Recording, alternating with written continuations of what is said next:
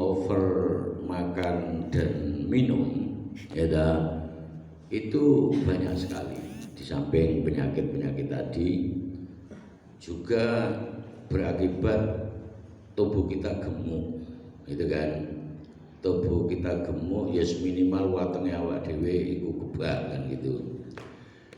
Pada kondisi semacam itu, sampai ndak usah ngingetke aku lek lemu gitu kan. Ya. Cuma ini loh, lemuku itu bisa tak pakai contoh. Jangankan ibadah, saya itu mau berdiri aja apa yang mau jenenge berangkangan kok. Iya dah. Saya tidak bisa berdiri langsung nyat gitu. Kalau langsung nyat itu bebannya ada di lutut saya. Sehingga kalau berdiri itu harus bertumpu pada tangan. Iya dah. Jadi gak usah ada ibadah arep obah welo angel gitu. Maka bersyukurlah Pak Ihsan, ya Pak Bayu, orang-orang yang bertubuh seperti wayang itu harus bersyukur itu. Ya dah. Karena itu lebih sehat daripada orang seperti saya. Nggih. Niku. Apalagi menjalankan ibadah. Saya itu dulu pernah punya kebiasaan kalau malam itu saya itu tahajud 12 rakaat hajat satu meke ya dah. Setiap malam saya itu sholat tasbih. Saiki yo gak apa-apa saiki gitu. Mboten ana apa bengi iso nglilir wis alhamdulillah gitu. Kenapa? Ya karena keberatan badan. Ngoten nggih. Yo. Jadi yamna'u minal ibadah wa yuskilul badan. Wa min fawaidi qillatil aqli sihatul badan wa daful amrad al badaniyah. Tadi sudah saya sampaikan di antara faedah kita meminimalisir makanan dan minuman itu yaitu kesehatan badan. Di samping fisik kita itu menjadi fisik yang tidak mudah kena penyakit. Oleh karena itu menurut saya bukan persoalan jumlah. Saya memahami sedikit dan banyak itu bukan persoalan jumlah, tapi pas dengan kebutuhan tubuh kita kan gitu. Karena kelebihan makanan itu kemudian menjadi sampah dalam tubuh kita itu. Nah, ini yang menjadi biang penyakit ya. Kalau makanan kita itu sejumlah sebanyak kebutuhan tubuh kita, insya Allah tidak ada persoalan.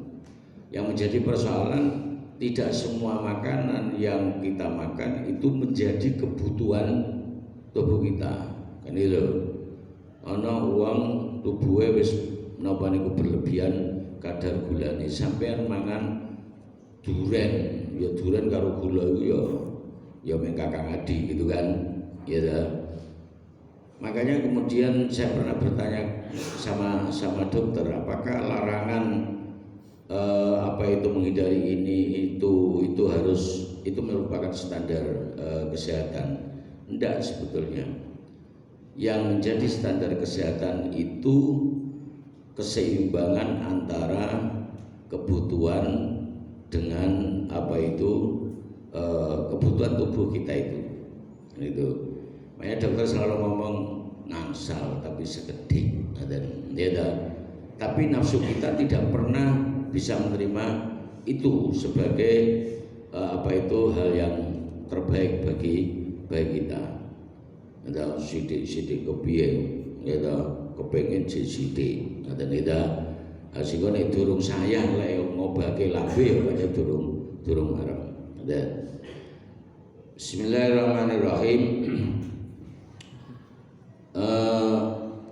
Kalau langsung loncat mawon wasiwatul qulubi minat tughyan wal batar. Di samping untuk kepentingan kesehatan badan juga kepentingan hati kita, kesehatan batin kita, kesehatan hati kita dari akhlak mahmudah akhlak madmumah yang di sini dicontohkan seperti tuhian, seperti sikap congkak, gitu.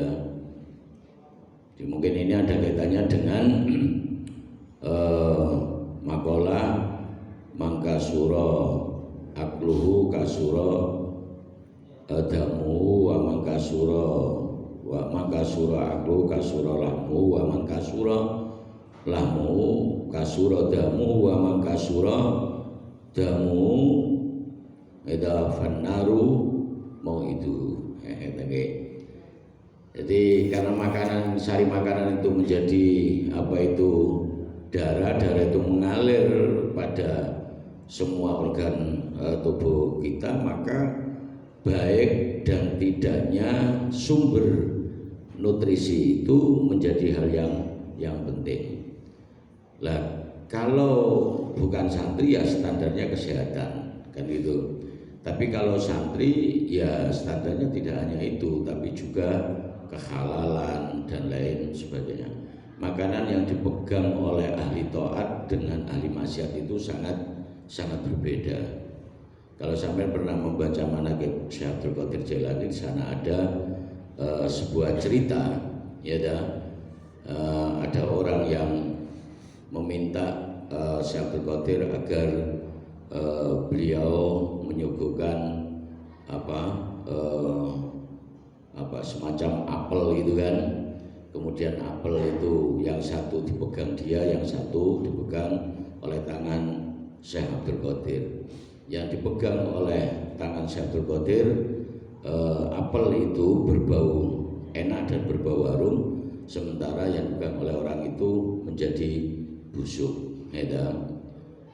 Dia gumon, Syekh Abdul Qadir menjawab, hadihi la masadha yadul wilayah fatobat. Kalau ini disentuh oleh tangan kewalian maka dia baik dan harum. Wa hadihi la masadha yadul lali tumbungnya. Yadul zalimi fadawadat. Sementara yang ini dipegang oleh tangan orang yang zalim, maka kemudian buah ini menjadi bosok, menjadi busuk dan berulat. Sangat berbeda. Kalau standar kesehatan maka itu adalah kebaikan menurut kesehatan, ya kebersihan menurut kesehatan. Tapi soal halal dan lain sebagainya itu adalah kebersihan, kesucian menurut agama. Makanya itu kemudian juga harus diperhatikan, ya itu makanya saya selalu mengatakan pada anak-anak bahwa soal halal itu tidak hanya berhenti pada tidak mencuri, ya sesuatu itu untuk bisa dikatakan halal itu ketentuannya sangat banyak sekali.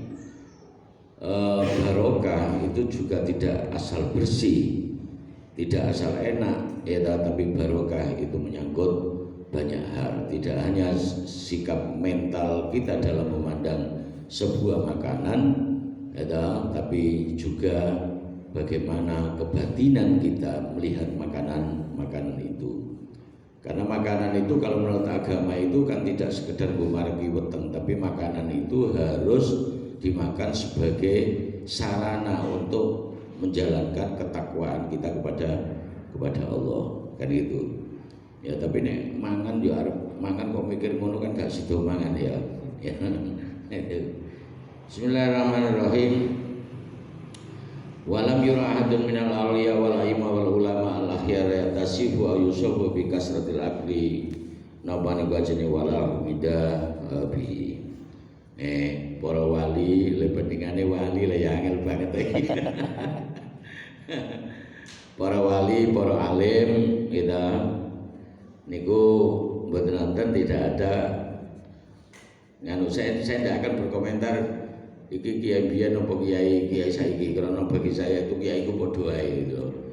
Meng ana sing kaya listrik, ana kaya lilin, tapi ing dalem manfaate bagi masyarakat itu sama. Mulane sampean aku biyen dijajahi karo Mbah Kiai donga Allahumma astur anna uyuba Syekhina, dan itu saya baca sampai hari ini. Ya Allah, tutuplah semua cacat celah guru saya. Jadi aku gak tahu bro cacatnya guruku, sehingga aku gak bisa komentar gitu kan ya. Karena apa? Guru itu penting, orang alim itu penting, meskipun dia posisinya seperti lilin. Lilin kan urusannya dhewe, ya toh, sing karo awak dhewe iku urusane padange kan gitu kan. Ya nek sampean gak ono pepadang mbuh iku rupa listrik ataupun berupa lilin, itu yang rugi kita. Mulane gak usah ngrasani kiai ya toh ya, kan gitu. Para ulama itu tidak ada ulama yang gemuk, ya dah.